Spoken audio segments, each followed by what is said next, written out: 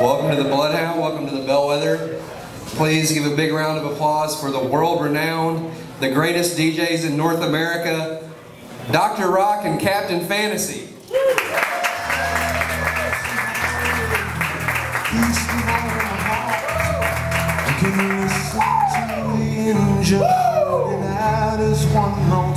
How's everybody doing tonight? Ladies and gentlemen, welcome to the Bellwether Variety Show. My name is Dr. Rock. And I'm Captain Fantasy, and we are the two greatest DJs in North America. We know I'm a Master of Arts, Master of Science, PhD. My spirit animal is a rock. I'm a member of the Diners Club, Honorary Mason, Honorary Kings of Columbus, connoisseur of food and wine. He's not just a Knight of Columbus, he's the motherfucking King of Columbus, ladies and gentlemen. Clap! Speaking of wine, somebody came up to me the other day and asked me what went with red wine. You know what they said? Or you know what I said? What did you say? White wine. That's a good pairing, especially at Thanksgiving. Yeah, you know, I'm a doctor. I practice medicine in Egypt. I'm a chiropractor.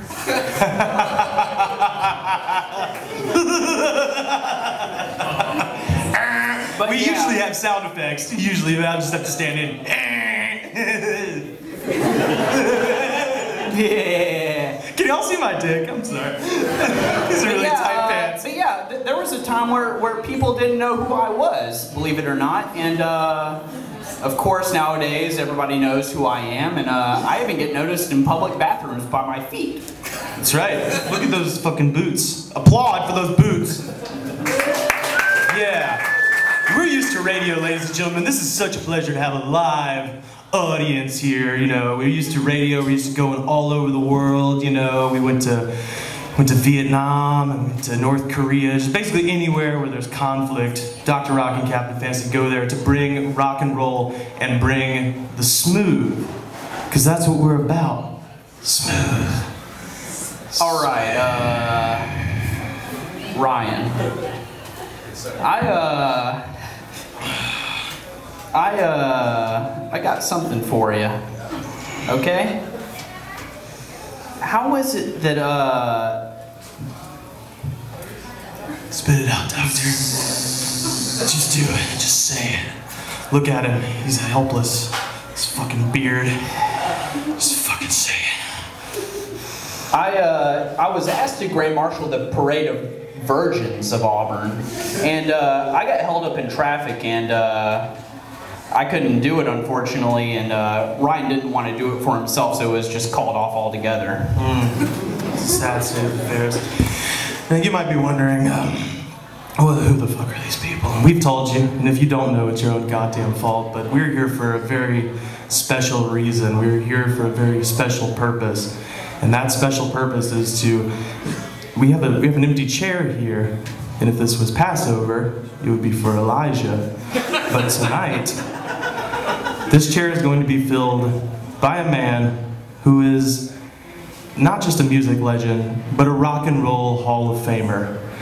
So, without further ado, Dr. Rock and Captain Fantasy would like to present to you, straight from Detroit, Michigan, ladies and gentlemen, Bob Seger. Give him a big hand, Bob Seger.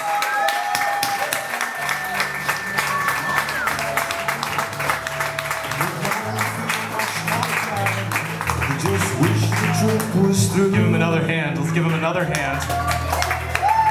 Drinking all the drinks tonight. See, here I am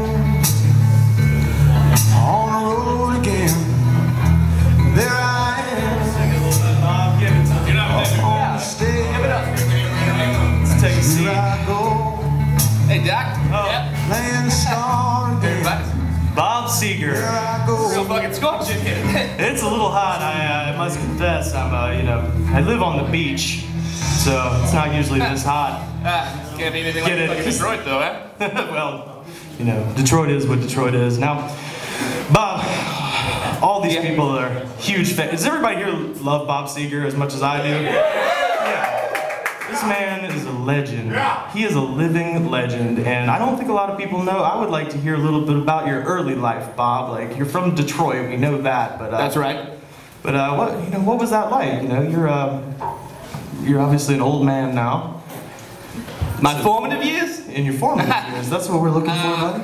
Well, as you know, born in Detroit, my father ran a hot dog cart, and my mother, we did not get along very well, and she was a fishmonger. So you were the son of a hot dog vendor and a fishmonger. Yeah, that is correct. Most of my life, I had dreamed of taking over the hot dog family business, but like my father used to always tell me, Robert, there is no money in hot dogs. And I didn't understand it because that's how he was making a living for us, but whatever. And so hot dogs, and that's correct. What do you love about hot dogs? Is it just the attachment to the father, or is it? And what does Detroit have to do with hot dogs? Come on. Come on. Well, there you go. Own it, buddy. You got this. For your information, Detroit is the hot dog capital of the world. It's true. That's what we claim. And the hot dogs, I mean, what's there not to like about a hot dog? It's delicious. It's moist, salty. You know I love salt. Love meat. Doesn't get much better than a hot dog sandwich, but still, I'm from Chicago, and you go fuck yourself. I'd like to say that our hot dogs are a little bit better than these Motor City dogs. Come on. Motor City dogs? Not did you come here to insult me and my choice of hot dogs? Are you trying to get a rise out of me? Because you know that Detroit hot dogs are the best in the world. But to answer your other question, it is a little bit my father. I just love the hot dog industry. I was going into that, and one day, after my mother lost a job, I didn't want to be in the house with that fucking awful fish-smelling woman.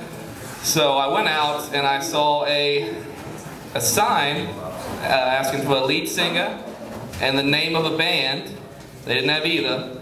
I showed up. They said that my voice was made for American rock and roll. I can't disagree. Applaud for him. Made for American rock and roll. And they also claimed that they needed a band name, and I said, fuck it, we're going to be the Bob Seger Detroit Hot Dogs. That did not go over as well, but eventually we settled on the Silver Bullet Band. And speaking of the Silver Bullet Band, you have not put out a record since 2006. Where have you guys been? We kind of disbanded. I don't actually have to tour anymore. Really? You just... Well, as you know, I also invented pickup trucks. And most of the money that I've made from that has gone into Sega Hot Dog Laboratories and Research, where we're making breakthroughs every day in hot dogs. We still haven't mastered how to make every hot dog taste like a delicious Detroit dog, but goddamn it, we're getting pretty close. One day, God willing, one day. We accidentally discovered a fountain of youth the other day, though. A Lazarus pit. Yeah, a Lazarus pit. That's why I still look so young, even though I am in my 60s. You gave yourself Benjamin Button disease. That is correct. That's incredible. This is going to be a weird question, but I hope you're ready for it. Shoot. I've listened to every single one of your songs. Oh, thank you. I don't listen to anything else. And thanks. I've noticed if there's a single theme to Bob Seger's lyrics, I think I know where you're going with this. all of them are about awkward teenage fucking. Oh, that. Like Hollywood nights. Yeah. Night Well, moves. that's no coincidence. I still do that. I never got it right, and I wasn't ready to move on. Still working on it. Yeah. Still, you gotta hone your craft, and once you get it honed, I'm gonna be ready to move on then. Might be ready Thank to God move we on. got that Lazarus bit. That's right. You got all I can the just time get in the younger. world now. Yeah, Lazarus pit, man. I still don't get the hot dog thing. You don't like hot dogs? You don't like hot dogs? I just don't get the Detroit hot dog. It just doesn't add up to me. You remind me of this little piece of shit I met one time, Ted Nugent. Oh yeah? Absolutely. You got beef with Ted? I happen to be a big fan of the Motor City Madman. See, I got beef with him too. Like I agree with all of his politics, but he's a shit guitar player. Oh yeah? Yeah. What you think about that? Well, you see, look, try to find another guy that can fly from like 30 feet in the air, like playing a guitar solo, like he does. Did you not see how Bob Seger got here tonight? I am currently traveling by hot air balloon, shaped like a hot dog. Bob Seger travels by hot air balloon. If you look up into the skies right now, he's got it moored against the parking deck of Auburn. So it's the only way I travel. It's a hot dog-shaped balloon. You can't miss it. With your father's face, I believe, on the front. Once we had the money, we actually got my father's original hot dog cart and took it on tour with us. Oh, that's actually the only thing I've ever eaten my entire life, is hot dogs. You might notice I'm a bit sweaty. It's the meat sweats from all these goddamn hot dogs, but I love them. I can't help it. You've never eaten anything else in your whole life but hot dogs. Well, there was that one time that little dickless son of a bitch Ted Nugent gave me a sausage made of wild game. Furious. The song Stranglehold is actually about what I did to him. I choked that little punk out, and I heard your breath is so bad, it's a fucking threat to the ozone layer off of these hot dogs. Well, you broke me. The real reason that I'm still awkwardly fucking teenagers is not because I didn't get it right, it's because no woman over the age of 16 will deal with my fucking breath. What happened to Mardi Gras? Well, she was a sleepwalker and a bit of a kleptomaniac, but only when she was asleep, she claimed. Because I never saw her steal when I was awake. But one night while she was out sleepwalking, she got run over in front of a clown college. From the clown college? She got run over in front of a clown college by a Volkswagen, a bug. 30 goddamn clowns got out of that bug. And it was very tragic. I don't buy it, dude. Well, I'm going to continue the story about the goddamn guitar solo if you let me get to it. What happened with the guitar solo? Well, after Mardi Gras died, I started developing night terrors, which I also suffer from sleep paralysis, so I can't wake up from my night terrors. I can kind of mumble shit. So I'm having this terrible nightmare where this red-faced demon is crawling up my bed. It's about to Ted Nugent me in a stranglehold, and I'm fucking terrified. But in the reflection on the mirror, I can see me and my beautiful gold top Les Paul playing this pretty badass guitar solo. And as I'm moaning my tour manager's name, you know, I was calling out for Debbie Dialysis, hoping that she'll try and wake me up. But who's Debbie Dialysis? My tour manager. Oh, okay, Debbie Dialysis. It's been for some years now. She's the one that was mooring the balloon? Yeah, but to distract me from the unfortunate death that I was about to have at the hands of this red-faced demon, I focused on the guitar solo, and when I awoke, I asked for my guitar, and I did my best to mimic it, and that's where it came from.